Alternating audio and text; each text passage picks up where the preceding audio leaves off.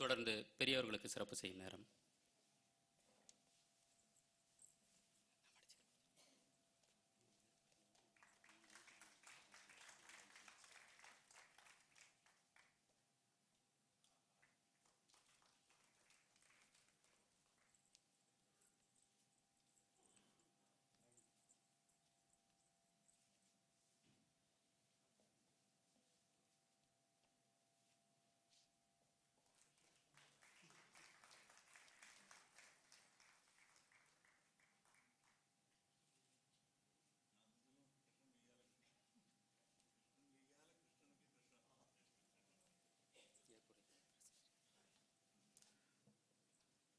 விருதாளர் ஏற்புரை நிகழ்த்துவார்.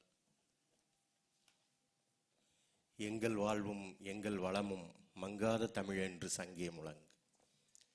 இந்த இனிய நாளில் உங்களை எல்லாம் சந்திக்கின்ற பெரும் பாக்கியத்தை பெற்றவனாகிறேன். இலக்கிய வீதி என்கின்ற தொடர்ந்து இலக்கியவாதிகளை எழுத்தாளர்களை கௌரவித்துக் கொண்டிருக்கின்ற ஒரு மிகப்பெரிய அமைப்பை தொடர்ந்து உற்சாகமாக செய்து கொண்டிருக்கின்ற இனியவன் அவர்களுக்கு என்னுடைய முதல் வணக்கம். அதே போன்று தொடர்ந்து நான் இந்த நிகழ்வில் கலந்து கொள்ள வேண்டும் என்று நான் தஞ்சையில் உடல்நலம் சரியில்லாமல் சிகிச்சை எடுத்துக்கொண்டிருந்த காலத்திலும் கூட தொடர்ந்து அவருடைய புதல்வி வாசுகி அவர்கள் தொடர்ச்சியாக என்னுடன் பேசி இன்று உங்களையெல்லாம் சந்திக்கின்ற ஒரு பெரும் பாக்கியத்தை எனக்கு வழங்கி கொடுத்தவர்கள், அவர்களுக்கு என்னுடைய நன்றி. அதே போல நான் ஒரு 22 வருடங்களுக்கு முன்னால் தினமணியிலே வாசகர் கடிதங்கள் மூலமாக கீரனூர் ஜாகிர் ராஜா என்கின்ற பெயரில் வெளியே வந்தவன். இன்றைக்கு ரசிகன் பக்கங்களுடைய ரசிகனாகவும் தொடர்ந்து இருக்கின்றவன். ஐயா அவர்களுக்கு தெரியாது, தொடர்ச்சியாக தினமணியுடைய வாசகர் என்பதிலே நான் பெருமிதம் கொள்கின்றேன் எப்போதுமே. அப்பேற்பட்ட ஒரு ஜாம்பவான். அதே போல அண்ணன் திருப்பூர் கிருஷ்ணன் அவர்கள் கிட்டத்தட்ட ஒரு 13 ஆண்டுகள் இருக்கும் என்று நினைக்கிறேன் தஞ்சாவூரிலே என்னுடைய ஆசான் குருநாதர் தஞ்சை பிரகாஷ் அவர்களுடைய நினைவு கருத்தரங்கம் ஒன்றிலே அவர் சிறப்புரையாற்ற வருகை தந்திருந்தார். அப்போது நான் ஒரு மிக நீளமான வெகு நீளமான ஒரு கட்டுரை ஒன்றை வாசித்தேன். அப்போது அதிகார பீடத்தில் இருந்த ஒருவர் கூட மிகவும் சலித்து கொண்டார். கீரனூர் ஜாகிர் ராஜாவுக்கும் இளங்கோவுக்கும் வேறு மேடையே கிடைக்காது போல் இருக்கிறது என்று. ஆனால் திருப்பூர் கிருஷ்ணன் ஐயா அவர்கள் சிறப்புரை நிகழ்த்த வந்த முதல் வார்த்தையே மிகச் சிறந்த ஆய்வு கட்டுரையை கீரனூர் ஜாகிர் ராஜா வெளிப்படுத்தினார் என்று ஒரு வார்த்தை சொல்லி அந்த இடத்திலே அந்த அதிகார பீடத்தினுடைய மூக்கை உடைத்த விஷயம். நான் இது என்னுடைய சுய விமர்சனமாக சொல்கிறேன், வேறு யாரும் தவறாக நினைத்துக் கொள்ள வேண்டாம். இப்படிப்பட்ட ஒரு ஆட்களை, அதே போல நண்பர் சரவணன் தன்னுடைய அருட்பா மருட்பா மூலமாக இன்றைக்கு தமிழ் இலக்கிய சொல்ல பெரிய அதிர்வலைகளை கிளப்பியவர். அவரை சந்தித்ததிலும் எனக்கு மிகப்பெரிய மகிழ்ச்சி. பெரிய சான்றோர்கள் ஆன்றோர்கள் நம்முடைய இயக்குனர் ஐயா SP முத்துராமன் அவர்கள், அதே போல நிறைய பேர் இருக்கிறார்கள். நம்முடைய சிலம்பொலி செல்லப்பன் அவர்கள் எல்லோரையும் சந்திக்கின்ற பெரும் பாக்கியத்தை எனக்கு தந்தது இந்த நிகழ்ச்சி.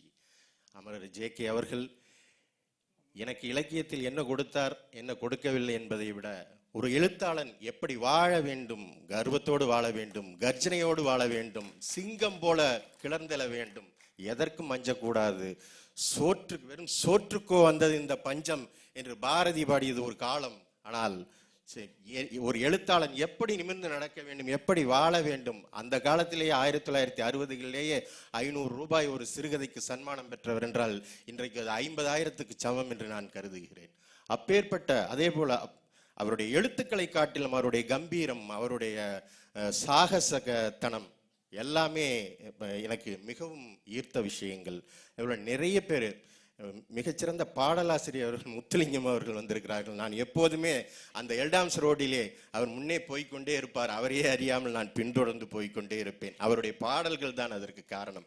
அவர் இந்த மேடையில் அவர் அங்கே வந்து அமர்ந்திருந்தது எனக்கு மிகப்பெரிய, இப்படி நிறைய முகங்களை பார்க்கக்கூடிய வாய்ப்பு எனக்கு கிடைத்தது. அதே போல மதிப்பிற்குரிய என்னுடைய சகோதரி மாப்போசி அவர்களுடைய பெயர்த்தி பரமேஸ்வரி அவர்கள் இந்த கூட்டத்தில் எனக்கு உறுதுணையாக வந்து இருந்து கொஞ்ச நேரம் பேசி கொண்டிருந்தது மிகுந்த மகிழ்ச்சி அளித்தது. இன்னொரு சந்தர்ப்பத்திலே மிக விரிவாக உங்களுடைய பேசக்கூடிய வாய்ப்பு கிடைக்கும் என்று நம்பி காலம் கருதி விடைபெறுகிறேன். நன்றி, வணக்கம்.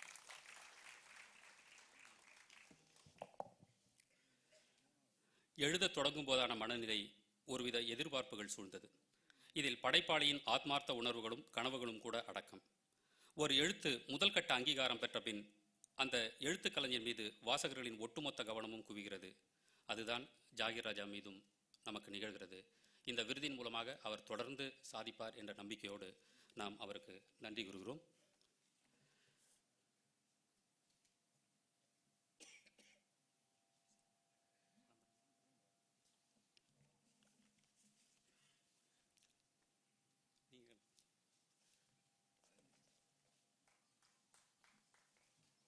மன்னிக்கவும், ஒரு தினமணி பத்திரிகை ஆசிரியருடைய கடமை என்னை அழைத்துக் கொண்டிருக்கிறது. இனி போய்த்தான் நான் தலையங்கம் எழுதியாக வேண்டும். ஆகவே தயவு செய்து என்னை மன்னித்து எனக்கு விடையளிப்பீர்கள் என்று நம்புகிறேன். வணக்கம்.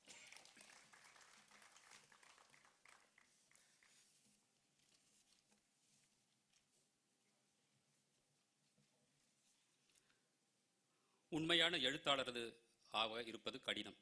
ஆனாலும் தொடர்ந்து தன் இடத்தை தக்க வைத்துக் கொள்வது சிரமம். ஜெயகாந்தன் இன்று வரை ஒரே முகத்தோடு இருந்து வருகிற இமாலய எழுத்தாளர் என்று வலம்புரி ஜான் ஒருமுறை குறிப்பிட்டிருந்தார். அவரை பற்றி சிறப்புரையாற்றுவதற்காகத்தான் வந்திருக்கிறார் ஒருவர். இந்திரா பார்த்தசாரதியின் நாடகங்களை ஆய்வு செய்து டாக்டர் பட்டம் பெற்றவர். தீபம் இதழில் துணை ஆசிரியராக பணிபுரிந்த பெருமை அவருக்கு உண்டு. அதேபோல தினமணியிலும் 1/4 நூற்றாண்டு காலம் துணை ஆசிரியராக இருந்தவர். அம்பலம், சென்னை ஆன்லைன் ஆகிய இணைய இதழ்களிலும் பணியாற்றிய அனுபவம் அவருக்கு உண்டு. அகில இந்திய வானொலி நடத்திய தேசிய ஒருமைப்பாட்டு கவிதை போட்டியில் முதல் பரிசு, இலக்கிய சிந்தனை ஆண்டு பரிசு, லலித் தேவசிகாமணி முதல் பரிசு, அனந்தாச்சாரி அறக்கட்டளை முதல் பரிசு என பல பரிசுகளையும் விருதுகளையும் பெற்றுச் சென்றவர். சிவப்பாய் சிலை மல்லிகைகள், பட்டொளி வீசி, கோதை நாயகியின் இலக்கிய பாதை, நலசரிதம், அரவிந்த அமுதம் முதலிய 15க்கும் மேற்பட்ட நூல்களின் ஆசிரியர். இலக்கிய ஆன்மீக சொற்பொழிவாளரான இவர் தற்போது அமுத சுரபியின் ஆசிரியர். ஆம், அவர் வேறு யாரும் இல்லை, திருப்பூர் கிருஷ்ணன் தான். ஐயா அவர்களை சிறப்புரையாற்ற அன்போடு அழைக்கின்றேன்.